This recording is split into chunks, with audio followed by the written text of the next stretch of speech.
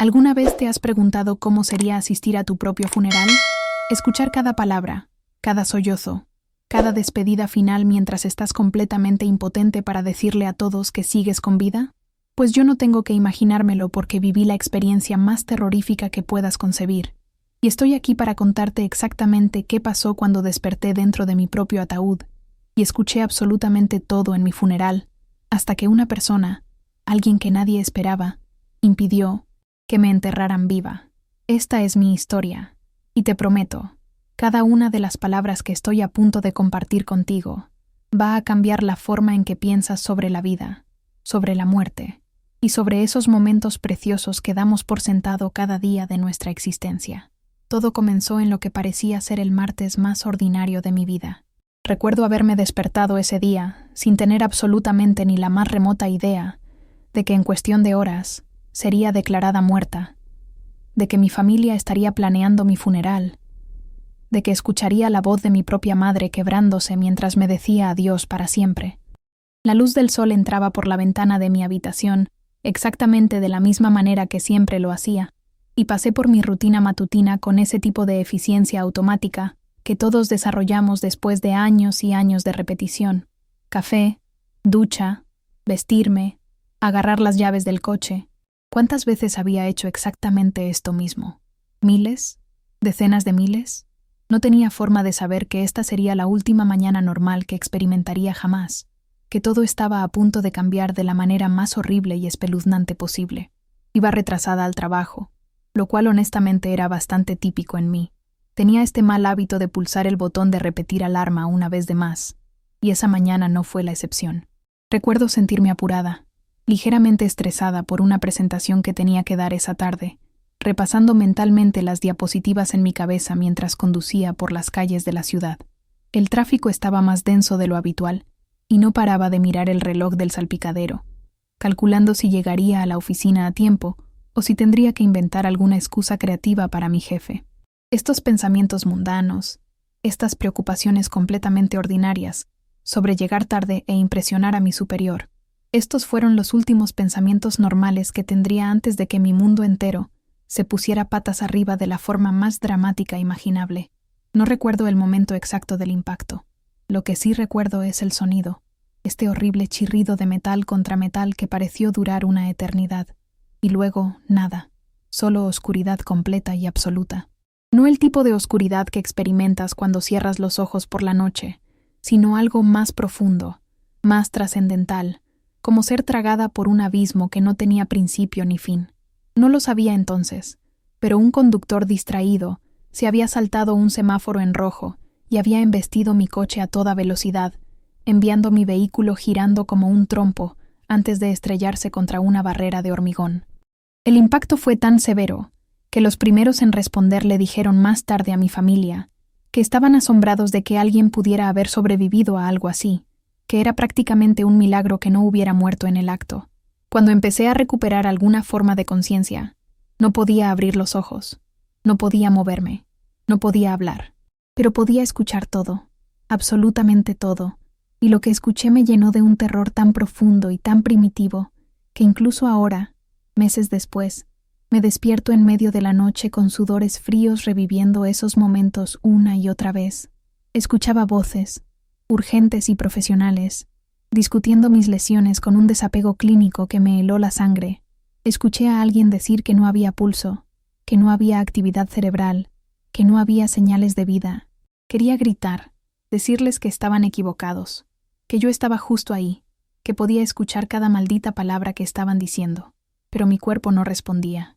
Era como estar atrapada dentro de una prisión hecha de mi propia carne y huesos, una prisionera en mi propio cuerpo sin ninguna forma de comunicarme con el mundo exterior, sin poder hacer nada más que escuchar en silencio mientras decidían mi destino. El término médico para lo que estaba experimentando se llama síndrome de enclaustramiento, aunque no lo sabía en ese momento, claro está. Todo lo que sabía era que estaba consciente, estaba despierta, estaba viva, pero de alguna manera, imposiblemente, los médicos no podían detectarlo. Los equipos que estaban usando mostraban líneas planas, mostraban nada, mostraban muerte. Y debido a eso, debido a una combinación de mi condición extremadamente rara Y lo que más tarde supe que fue una serie de descuidos médicos y errores trágicos, fui declarada muerta. Yo, todavía consciente, todavía alerta, todavía intentando desesperadamente mover aunque fuera un solo dedo, o parpadear o hacer cualquier cosa para mostrarles que todavía estaba aquí, que todavía existía, pero nada funcionaba. Mi cuerpo se había convertido en una tumba, y yo era la que estaba atrapada dentro de ella, gritando en silencio hacia el vacío sin que nadie pudiera escucharme. Lo siguiente que recuerdo con absoluta claridad fueron voces otra vez, pero diferentes esta vez. Familiares, reconocibles. La voz de mi madre, espesa por las lágrimas, diciendo algo sobre elegir un ataúd. Mi padre, normalmente tan fuerte y estoico, su voz quebrándose mientras discutía los arreglos del funeral con alguien que no podía ver. Mi hermana menor, sollozando tan fuerte que apenas podía hablar, preguntando cómo podía haber pasado esto, cómo podía haberme ido así, sin aviso, sin despedida, sin una última oportunidad de decir todo lo que quedaba por decir. Cada palabra era como un cuchillo clavándose en mi corazón, porque quería tan desesperadamente consolarlos, decirles que todavía estaba aquí, que no necesitaban planear un funeral porque no estaba muerta, pero permanecí atrapada en esta pesadilla viviente, incapaz de hacer nada excepto escuchar, mientras mi familia hacía preparativos para enterrarme bajo tierra para siempre. Los días que siguieron, o lo que percibí como días ya que no tenía un sentido real del tiempo en ese estado, fueron un tipo especial de tortura que no le desearía ni a mi peor enemigo. Entraba y salía de la conciencia, a veces despierta y aterrada, a veces perdida en una oscuridad que podría haber sido sueño, o podría haber sido algo completamente diferente, algo más cercano a la no existencia. Durante mis momentos conscientes, escuchaba fragmentos de conversaciones. Me sentía siendo movida, preparada, manejada por extraños que no tenían ni idea de que podía sentir cada uno de sus toques. Sentí las manos frías del encargado de la funeraria. Escuché las conversaciones susurradas sobre hacerme lucir en paz, sobre arreglar mi cabello, sobre la ropa con la que me vestirían para mi despedida final. Cada toque, cada palabra, me recordaba que estaba viva en un cuerpo que todos creían que estaba muerto, y el horror de esa realidad era casi demasiado para soportar, casi suficiente para hacerme desear que realmente estuviera muerta, solo para que este tormento terminara. Luego llegó el día de mi funeral, y si pensaba que había experimentado las profundidades del terror antes, estaba completamente equivocada, porque nada, absolutamente nada, podría haberme preparado para la experiencia de escuchar mi propio servicio fúnebre, mientras estaba completamente consciente dentro de mi ataúd. Podía escuchar todo con una claridad dolorosa, la música suave del órgano sonando de fondo, el arrastre de pies mientras la gente entraba a la funeraria, los susurros ahogados de familiares y amigos reuniéndose para dar sus últimas despedidas a quien creían que ya no estaba entre ellos. Y luego el servicio comenzó, y escuché la voz del sacerdote, solemne y practicada, hablando sobre mi vida como si ya hubiera terminado, como si yo ya me hubiera ido, como si ya no fuera nada más que un recuerdo, una fotografía, un nombre en una lápida. Mi madre fue la primera en dar un elogio, y escuchar su voz rompió algo dentro de mí que ni siquiera sabía que podía romperse. Habló sobre el día en que nací, sobre cómo me había sostenido en sus brazos, y prometido protegerme siempre, mantenerme a salvo siempre, estar ahí para mí sin importar qué. Habló sobre mi infancia, sobre rodillas raspadas y dientes perdidos, y mañanas de Navidad llenas de alegría y risas. Habló sobre verme crecer, sobre estar orgullosa de la persona en la que me había convertido, sobre todos los sueños que tenía para mi futuro que ahora nunca se harían realidad, sobre todas las conversaciones que nunca tendríamos, sobre todos los momentos que nunca compartiríamos, y durante todo esto, lloró. Sollozos profundos y desgarradores que venían de un lugar tan profundo en su alma que podía sentir su dolor como si fuera mío propio. Quería extender la mano hacia ella, abrazarla, decirle que su bebé todavía estaba aquí, todavía luchando, todavía viva, pero no podía moverme, no podía hablar, solo podía escuchar mientras mi madre me decía adiós para siempre, mientras su corazón se rompía en 1000 pedazos justo frente a mí. Mi padre habló después, y escucharlo fue casi peor porque mi papá no era un hombre que mostrara emociones fácilmente. Siempre había sido la roca de nuestra familia, el fuerte, el que mantenía todo unido cuando los tiempos se ponían difíciles, el que nunca se derrumbaba sin importar lo grave que fuera la situación. Pero mientras estaba ahí parado hablando sobre mí, su voz se quebró de maneras que nunca había escuchado antes, de maneras que no sabía que eran posibles para un hombre tan estoico. Habló sobre enseñarme a andar en bicicleta, sobre ayudarme con la tarea cuando era pequeña, sobre los consejos que deseaba haberme dado, pero nunca lo hizo porque siempre pensó que habría más tiempo, que siempre habría un mañana para esas conversaciones importantes. Habló sobre arrepentimientos, sobre oportunidades perdidas, sobre todas las cosas que quería decir, pero nunca dijo porque todos asumimos que tendremos otro día, otra semana, otro año. Y mientras escuchaba la voz de mi padre quebrarse y romperse mientras intentaba mantenerse fuerte para todos los demás, sentí una desesperación tan profunda que deseé, en ese momento, que realmente estuviera muerta, porque al menos entonces no tendría que experimentar esta agonía indescriptible. El elogio de mi hermana fue el más difícil de escuchar, porque habíamos sido tan cercanas, prácticamente mejores amigas toda nuestra vida. Habló sobre nuestras aventuras de infancia, sobre secretos que compartimos, sobre bromas internas que nadie más entendería jamás, sobre ese lenguaje especial que solo las hermanas pueden desarrollar después de años de crecer juntas. Habló sobre la última conversación que tuvimos, justo el día antes de mi accidente, sobre cómo le había prometido ayudarla a mudarse a su nuevo apartamento ese fin de semana, sobre cómo habíamos hecho planes para ir a cenar y ver nuestra serie favorita juntas. Habló sobre lo injusto que era que esos planes nunca sucederían ahora, que nunca tendríamos otra conversación, otra risa, otro momento juntas, que todo lo que le quedaba eran recuerdos y fotografías y voces en viejos videos, y mientras hablaba, su voz se disolvió en sollozos tan intensos que alguien tuvo que ayudarla a volver a su asiento porque ya no podía mantenerse de pie. Sentí cada onza de su dolor, su pena, su pérdida y la impotencia de no poder consolarla, de no poder decirle que todavía estaba aquí, fue una tortura más allá de cualquier descripción posible.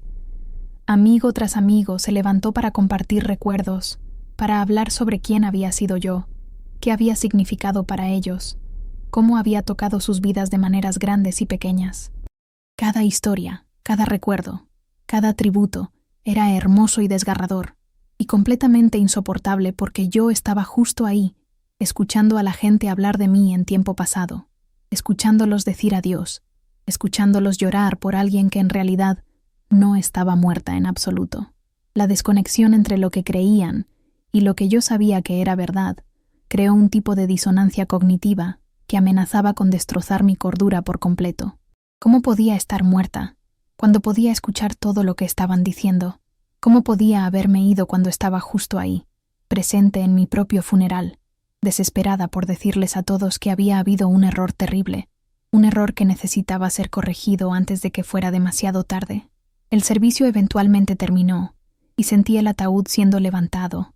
Sentí el movimiento sutil mientras los portadores del féretro me llevaban hacia lo que de alguna manera sabía que sería mi lugar de descanso final. Esto era todo. Esto estaba realmente pasando. Iban a enterrarme.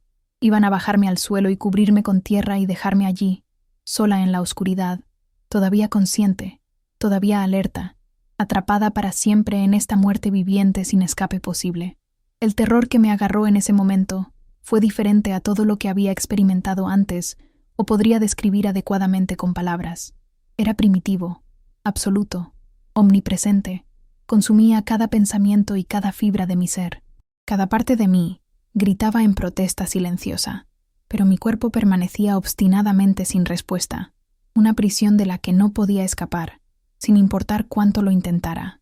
Podía escuchar el crujido de la grava bajo las ruedas del carro, en el que habían colocado mi ataúd. Podía sentir los ligeros baches mientras me transportaban desde la funeraria hasta el cementerio.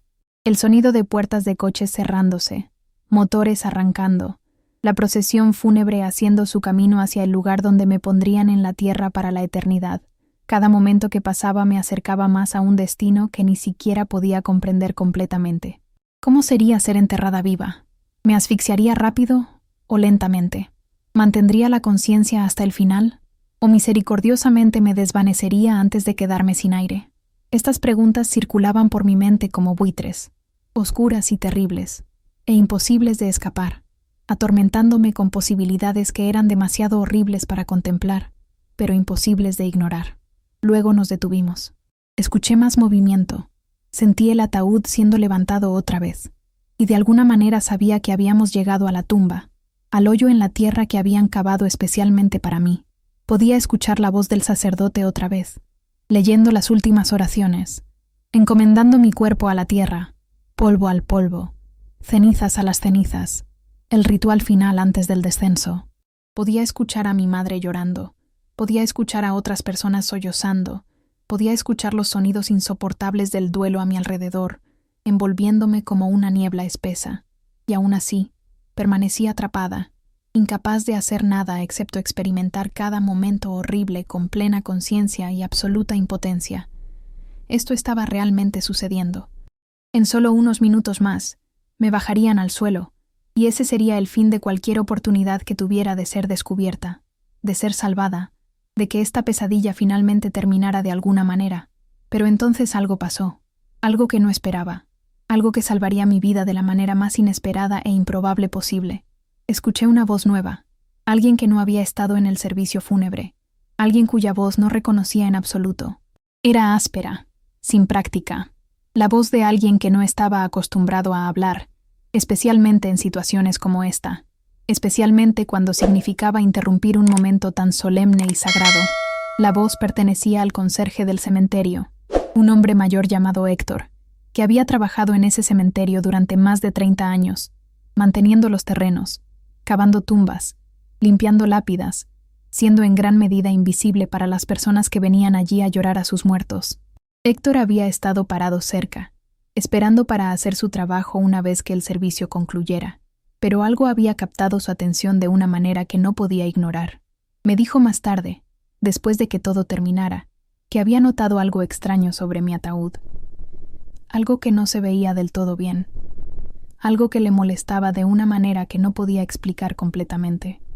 Al principio, lo descartó, pensando que era solo su imaginación, no queriendo interrumpir un momento tan solemne e importante, pero algo seguía molestándolo, algún instinto desarrollado durante 3 décadas de trabajar alrededor de la muerte, diciéndole que algo estaba mal, que algo no cuadraba.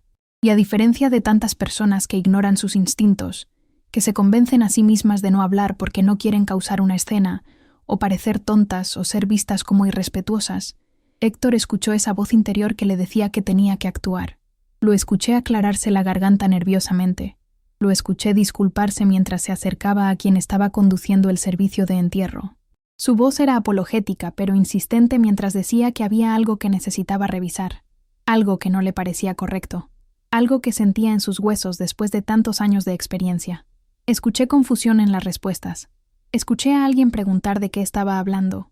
Escuché la irritación en voces que sugerían que estaba interrumpiendo en un momento inapropiado, que debería guardar silencio y dejar que la familia tuviera su momento de despedida en paz.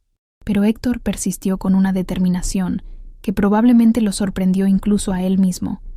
Dijo que había visto condensación en la ventana de visualización del ataúd, algo que no debería estar ahí, algo que solo podría suceder si alguien dentro estuviera respirando, creando humedad con su aliento, mostrando signos de vida que todos habían pasado por alto.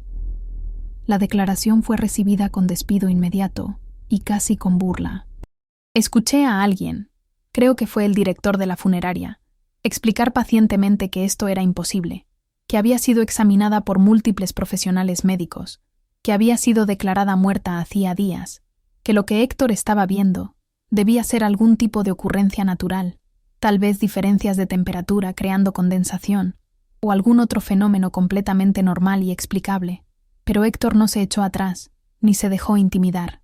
Insistió en que algo no estaba bien, que necesitaban revisar, que no podían simplemente ignorar esto sin al menos verificarlo.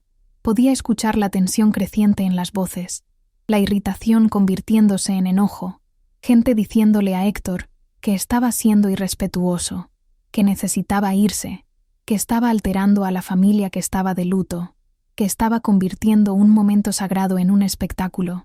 Pero mi madre, Dios la bendiga, mi maravillosa e increíble madre, habló con una voz que cortó a través de toda la discusión y los descartes como un cuchillo afilado. Dijo que si había incluso la posibilidad más pequeña, incluso la más mínima chance de que algo estuviera mal, entonces necesitaban revisar, necesitaban estar absolutamente seguros. Dijo que preferiría saber con certeza que pasar el resto de su vida preguntándose qué hubiera pasado si hubieran verificado, si hubieran escuchado a este hombre que claramente estaba preocupado por algo.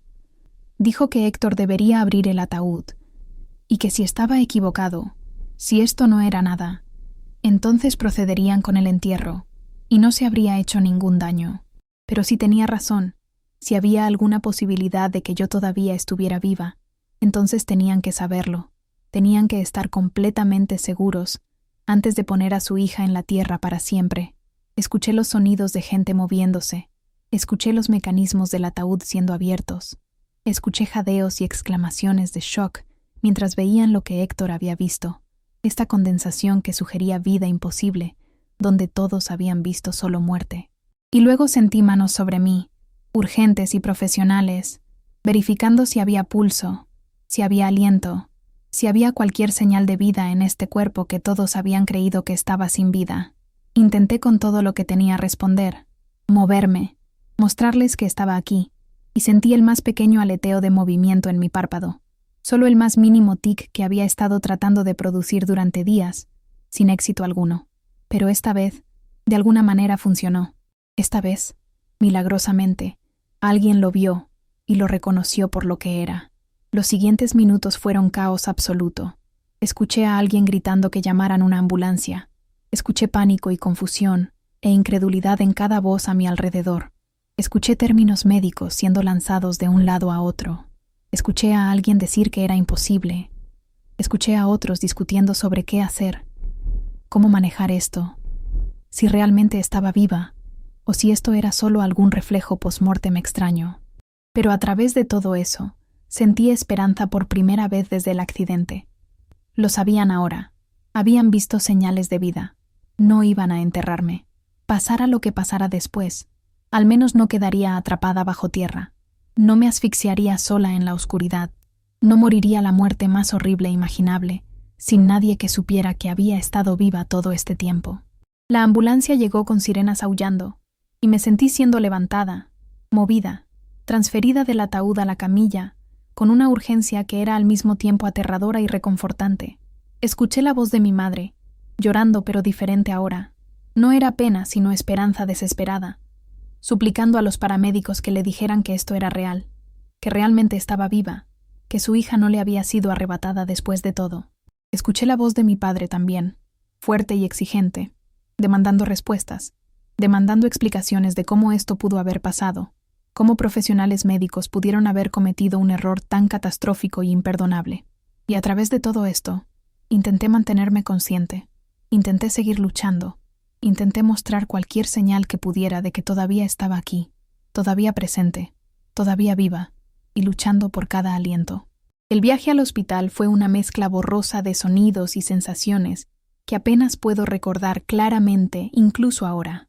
Máquinas pitando, voces discutiendo mi condición con urgencia e incredulidad, manos verificando signos vitales constantemente, gente maravillándose de la imposibilidad de lo que estaban presenciando, de lo que la ciencia médica decía que no podía estar pasando, pero claramente estaba.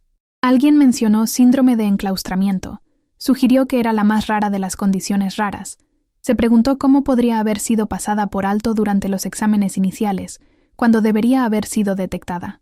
Alguien más habló sobre la demanda que inevitablemente seguiría, sobre negligencia médica, sobre carreras que serían destruidas, sobre consecuencias legales y profesionales. Pero no me importaba nada de eso en ese momento. Todo lo que me importaba era que me estaban llevando a un hospital, que la gente ahora sabía que estaba viva, que había sido salvada de un destino peor que la muerte misma. En la sala de emergencias, todo un nuevo equipo de médicos y especialistas me rodeó, realizando prueba tras prueba, incapaces de creer lo que estaban viendo en los resultados. Escuché palabras como milagroso y sin precedentes, e imposible usadas una y otra vez, como un coro de incredulidad médica. Los escuché discutiendo mi caso con una fascinación casi académica, tratando de entender cómo cada examen inicial había pasado por alto las señales de vida, cómo múltiples profesionales médicos habían llegado todos a la conclusión equivocada de que estaba muerta. La respuesta, como resultó, fue una combinación de factores, cada uno raro por sí solo pero catastrófico, cuando se combinaron en la tormenta perfecta. El tipo específico de trauma que había sufrido, el síndrome de enclaustramiento que había resultado de ese trauma, la forma particular en que mi cuerpo se había cerrado para protegerse a sí mismo, el momento específico en que se realizaron los exámenes, todo había creado esta serie de circunstancias que me hicieron parecer muerta cuando en realidad estaba viva. Pasaron días en la unidad de cuidados intensivos, días donde permanecía atrapada en mi cuerpo que no respondía, pero ahora, finalmente, recibiendo la atención médica que necesitaba desesperadamente. Lentamente, gradualmente, con terapia intensiva y tratamiento constante, comencé a recuperar pequeñas cantidades de movimiento que parecían milagrosas después de tanto tiempo de completa parálisis. Primero solo ese aleteo de ojo que había salvado mi vida, luego un movimiento de dedo, luego más, poco a poco, mi cuerpo volviendo a la vida como una computadora reiniciándose lentamente después de un fallo catastrófico del sistema. Cada pequeña victoria era celebrada por mi familia, que nunca dejó mi lado, que mantuvo vigilia día y noche, que había recibido el regalo más precioso imaginable, su ser querido devuelto de la muerte misma. La primera vez que pude hablar realmente, aunque fue solo una palabra susurrada, apenas audible incluso en el silencio de la habitación del hospital, mi madre estalló en lágrimas. Lágrimas felices esta vez. Lágrimas de alegría y alivio y gratitud abrumadora que no podía ser contenida. Sostuvo mi mano y me contó sobre todo lo que había pasado, sobre Héctor el conserje que había salvado mi vida, sobre cómo casi me habían enterrado, sobre lo cerca que habíamos estado de una tragedia más allá de la imaginación. Y mientras hablaba, sentí lágrimas rodando por mis propias mejillas, la primera respuesta física que había podido producir aparte de ese parpadeo inicial, y hasta llorar se sentía como un regalo, se sentía como prueba de que estaba viva, de que era real, de que de alguna manera había sobrevivido a lo que nadie debería poder sobrevivir. Héctor vino a visitarme al hospital. Este hombre tranquilo y modesto que había confiado en sus instintos cuando todos los demás lo habían descartado, que había hablado cuando hubiera sido mucho más fácil permanecer en silencio, que había salvado mi vida a través de nada más que prestar atención y negarse a ignorar lo que había observado. Estaba avergonzado por toda la atención que estaba recibiendo, por los medios llamándolo héroe, por la gratitud abrumadora de mi familia que no sabía cómo agradecerle lo suficiente. Me dijo que solo había hecho lo que le parecía correcto, que no podría haber vivido consigo mismo si se hubiera quedado callado y hubiera estado equivocado, si hubiera ignorado su instinto y yo hubiera sido enterrada viva. Intenté agradecerle, pero las palabras se sentían completamente inadecuadas para expresar lo que sus acciones habían significado, para transmitir la profundidad de la gratitud que sentía hacia este extraño que me había devuelto mi vida, cuando nadie más había visto lo que él vio. El proceso de recuperación fue largo y extraordinariamente difícil, en formas que nunca podría haber imaginado. El síndrome de enclaustramiento no desaparece de la noche a la mañana, y tuve que reaprender casi todo. Tuve que trabajar con fisioterapeutas y terapeutas ocupacionales y logopedas para recuperar las habilidades que la mayoría de las personas dan completamente por sentadas sin siquiera pensarlo. Cosas simples como levantar una cuchara a mi boca, o caminar a través de una habitación, o decir una oración completa sin luchar, se convirtieron en hitos importantes que valían la pena celebrar con champán y abrazos.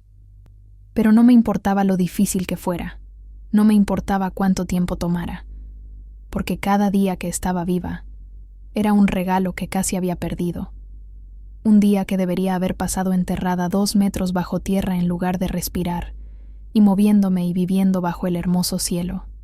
El impacto psicológico de lo que había experimentado fue algo con lo que luché durante meses después, algo que todavía me afecta, de maneras que no siempre puedo predecir o controlar. Tenía pesadillas sobre ser enterrada viva, sobre escuchar mi funeral, sobre estar atrapada en mi cuerpo incapaz de comunicarme con el mundo exterior. Desarrollé claustrofobia severa, y ataques de pánico que aparecían sin previo aviso en los momentos más inesperados.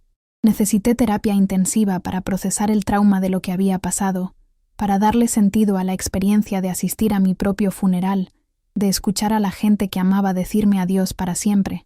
Pero incluso con todos los desafíos, incluso con todos los momentos difíciles y los retrocesos y las luchas, nunca dejé de sentirme agradecida por la segunda oportunidad que me habían dado, por el milagro que me había salvado de un destino verdaderamente peor que la muerte misma.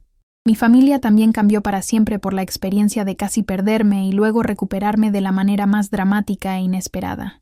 Mi madre me dijo que nunca volvería a dar un solo momento por sentado, que cada conversación que teníamos, cada comida que compartíamos, cada momento mundano de la vida cotidiana se sentía precioso ahora de una manera que nunca lo había hecho antes. Mi padre se volvió más expresivo con sus emociones, ya no reteniendo las palabras de amor y aprecio que siempre había sentido, pero rara vez expresaba en voz alta. Mi hermana y yo nos volvimos aún más cercanas, unidas por el trauma compartido de casi perdernos la una a la otra, determinadas a aprovechar al máximo cada día que teníamos juntas sin desperdicio ni arrepentimientos. Todos entendíamos ahora, de una manera que la mayoría de las personas nunca lo hacen, cuán frágil es realmente la vida, con qué rapidez puede ser arrebatada, cuán importante es decir las cosas que importan mientras todavía tenemos la oportunidad de hacerlo. Los profesionales médicos que inicialmente me habían declarado muerta enfrentaron consecuencias graves por sus errores que habían casi resultado en mi entierro prematuro. Se lanzaron investigaciones exhaustivas, se cambiaron procedimientos, se implementaron nuevos protocolos para prevenir que algo así volviera a suceder jamás en ningún hospital o instalación médica. No sentí ninguna alegría por su sufrimiento, no me sentí vengativa o enojada hacia ellos a pesar de lo que había pasado. Entendía que habían cometido errores terribles y casi fatales, pero errores no obstante, no actos maliciosos o intencionales. Lo que sí esperaba era que mi experiencia condujera a cambios que evitarían que otros pasaran por lo que yo había pasado, que algo bueno pudiera salir de esta pesadilla que había vivido. La atención de los medios fue abrumadora y completamente no deseada en ese momento de mi vida. Mi historia estaba en todas partes, en canales de noticias y en periódicos y por todo Internet y las redes sociales. La gente me llamaba la mujer que volvió de la muerte, la paciente milagrosa, el funeral que se detuvo justo a tiempo, antes de convertirse en una tragedia irreversible. Todos querían entrevistas, querían que contara mi historia, querían entender cómo era asistir a tu propio funeral y escuchar cada palabra que se decía. Durante un tiempo, rechacé todas las solicitudes, queriendo solo concentrarme en mi recuperación y mi familia, y volver a aprender cómo vivir en este cuerpo que finalmente me respondía nuevamente. Pero eventualmente, me di cuenta de que compartir mi experiencia podría ayudar a otros, podría crear conciencia sobre el síndrome de enclaustramiento, podría alentar a las personas a confiar en sus instintos, de la manera en que Héctor había confiado en los suyos. Cuando finalmente comencé a hablar públicamente sobre lo que había sucedido, quedé asombrada por la respuesta de personas de todo el mundo. Gente de todos los rincones del planeta se comunicó para compartir sus propias experiencias cercanas a la muerte, sus propias historias de errores médicos o supervivencias milagrosas que desafiaban toda explicación. Escuché de otras personas que habían experimentado síndrome de enclaustramiento, que entendían el terror de estar atrapado en tu propio cuerpo, sin forma de comunicarte con el mundo exterior. Escuché de profesionales médicos que me agradecieron por crear conciencia sobre esta condición tan rara y difícil de detectar. Y escuché de personas ordinarias que dijeron que mi historia había cambiado su perspectiva sobre la vida, los había hecho apreciar más a sus seres queridos, les había recordado no dar ni un solo día por sentado porque nunca sabemos cuándo será el último.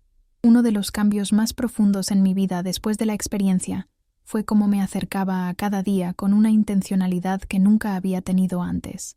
Antes del accidente, había vivido de la manera en que la mayoría de las personas lo hacen, asumiendo que siempre habría un mañana, posponiendo conversaciones importantes y experiencias y conexiones, porque pensaba que tenía todo el tiempo del mundo por delante, pero ahora sabía mejor. Ahora entendía visceralmente, no solo intelectualmente, que cualquier momento podría ser tu último, que podrías no tener la oportunidad de decir las cosas que necesitas decir o hacer las cosas que quieres hacer si sigues esperando el momento perfecto que tal vez nunca llegue. Así que comencé a vivir de manera diferente, más intencionalmente, más presente, más agradecida por cada experiencia, incluso las difíciles, porque al menos estaba viva para experimentarlas, y eso en sí mismo era un milagro. Hice las paces con personas con las que me había distanciado, no queriendo dejar ninguna relación rota o sin resolver en caso de que algo volviera a suceder. Perseguí sueños que había estado posponiendo durante años, ya no dispuesta a esperar ese algún día que podría nunca llegar si seguía encontrando excusas. Les dije a las personas que amaba exactamente cuánto significaban para mí, no una vez sino a menudo, nunca asumiendo que ya lo sabían o que tendría otra oportunidad de decirlo si no lo hacía ahora. Me ofrecí como voluntaria en organizaciones que ayudan a personas con síndrome de enclaustramiento y sus familias, queriendo usar mi experiencia para ayudar a otros que enfrentan desafíos similares y se sienten solos en su sufrimiento. Me convertí en defensora de una mejor capacitación médica sobre condiciones raras, hablando en conferencias y hospitales sobre la importancia de exámenes exhaustivos y nunca asumir nada cuando se trata de determinar si alguien está realmente muerto. Y lo más importante, aprendí a encontrar alegría en los momentos más pequeños, en experiencias que una vez parecieron demasiado mundanas para siquiera notarlas o apreciarlas. Una taza de café caliente por la mañana, la sensación de la luz del sol en mi cara, una conversación con un amigo sobre absolutamente nada importante, un abrazo de mi madre que duraba unos segundos más de lo necesario. Estas cosas simples y cotidianas que había dado completamente por sentadas antes del accidente se volvieron preciosas más allá de toda medida, porque sabía lo que era ser privada de ellas, creer que nunca las experimentaría nuevamente, estar atrapada en una oscuridad donde nada de esto existía. Cada día que me despertaba respirando, moviéndome, viva y consciente, se sentía como un regalo que casi había perdido, un milagro que nunca dejaría de apreciar sin importar cuánto tiempo pasara. Mirando hacia atrás ahora, meses después de ese día terrible cuando casi muero, después del funeral que casi se convierte en mi entierro, después de que Héctor salvara mi vida confiando en sus instintos y hablando cuando todos los demás querían que se quedara callado, puedo decir honestamente que aunque no le desearía esta experiencia a nadie, estoy agradecida por la perspectiva que me dio sobre lo que realmente importa en la vida. Aprendí cosas sobre la resiliencia, sobre el amor, sobre lo precioso que es cada momento que tenemos que nunca podría haber aprendido de ninguna otra manera menos dramática. Aprendí que los milagros pueden venir de los lugares más inesperados, de personas que podríamos pasar por alto o descartar como insignificantes, de conserjes que prestan atención cuando otros no lo hacen y que tienen el coraje de hablar incluso cuando es incómodo. Aprendí que la vida puede cambiar en un instante, para mejor o para peor, y que el único momento que realmente tenemos es ahora mismo, este momento presente, y necesitamos hacer que cuente de todas las formas posibles. Así que ahora quiero preguntarte algo, y realmente quiero que pienses en esta pregunta con seriedad. ¿Les has dicho a las personas que amas cuánto significan para ti? No solo asumido que lo saben, no solo pensado en ello pero nunca expresado en voz alta, sino realmente dicho las palabras, mirado a los ojos y expresado tu amor y aprecio de manera clara e inequívoca. Porque puedo decirte por experiencia personal, por haber estado tan cerca del final sin oportunidad de despedirme, que podrías no tener otra oportunidad si sigues esperando el momento perfecto. Estuve tan cerca, tan imposiblemente cerca, de dejar este mundo sin que mi familia supiera cuánto los amaba, sin decir todas las cosas que necesitaba decir, sin tener esas conversaciones finales que todos asumimos que tendremos tiempo para más adelante. No cometas ese error. No esperes. La vida es frágil y preciosa y fugaz, y necesitamos apreciarla mientras todavía podamos, mientras todavía tengamos aliento en nuestros pulmones y palabras en nuestra boca. Cuéntame en los comentarios sobre alguien en tu vida por quien estás agradecido, alguien a quien tal vez necesitas contactar y decirle cuánto importa, alguien que ha marcado la diferencia en tu vida de maneras que nunca le has expresado completamente. De verdad quiero escuchar tus historias. Quiero saber que mi experiencia está resonando contigo de alguna manera, que tal vez te está inspirando a vivir un poco diferente, un poco más intencionalmente, con un poco más de gratitud por cada día que se te da. ¿Te ha pasado algo similar? ¿Has tenido esa experiencia de casi perder a alguien o casi perderte a ti mismo? Compártelo en los comentarios porque estas historias nos conectan. Nos recuerdan que no estamos solos en nuestras luchas y nuestros miedos. Y aquí está la cosa que realmente quiero que entiendas con cada fibra de tu ser. Esto no es solo una historia loca que le pasó a otra persona en algún lugar lejano. Esto es un recordatorio de que la vida es impredecible de maneras que no podemos controlar, de que la tragedia puede golpear a cualquiera en cualquier momento sin previo aviso, de que necesitamos aprovechar al máximo cada día que se nos da, porque no sabemos cuántos nos quedan. Yo era solo una persona ordinaria viviendo una vida ordinaria, hasta que un conductor distraído cambió todo en un instante que no vi venir. Le podría pasar a cualquiera. Te podría pasar a ti mañana, o la próxima semana, o en 10 años. Así que por favor, te lo suplico desde el fondo de mi corazón. No desperdicies el regalo de la vida que se te ha dado. No pospongas las cosas importantes hasta mañana, cuando podrías hacerlas hoy. No dejes palabras sin decir o sueños sin perseguir o amor sin expresar. Vive plenamente, ama completamente y aprecia cada momento, incluso los ordinarios, porque nunca sabes cuándo podría ser el último. Si mi historia ha tocado tu corazón de alguna manera, si te ha hecho pensar diferente sobre tu propia vida y las personas en ella, realmente apreciaría que dejaras un like en este video. Ayuda a que más personas encuentren esta historia. Ayuda a difundir este mensaje importante sobre apreciar la vida y las personas que amamos, antes de que sea demasiado tarde para decirles lo que significan. Y por favor, te lo pido personalmente, suscríbete a Desde mi Mirada, porque este canal está dedicado a compartir historias reales que importan, historias que nos recuerdan qué es verdaderamente importante en la vida, más allá de las preocupaciones superficiales del día a día. Presiona ese botón de suscribirse y activa las notificaciones para que nunca te pierdas otra historia poderosa que podría cambiar tu perspectiva sobre la vida de la manera en que mi experiencia cambió la mía para siempre. Gracias por escuchar mi historia. Gracias por estar aquí en este momento compartiendo este espacio conmigo. Y por favor, ve y dile a alguien que lo amas hoy mismo. No esperes hasta mañana. No asumas que habrá otra oportunidad.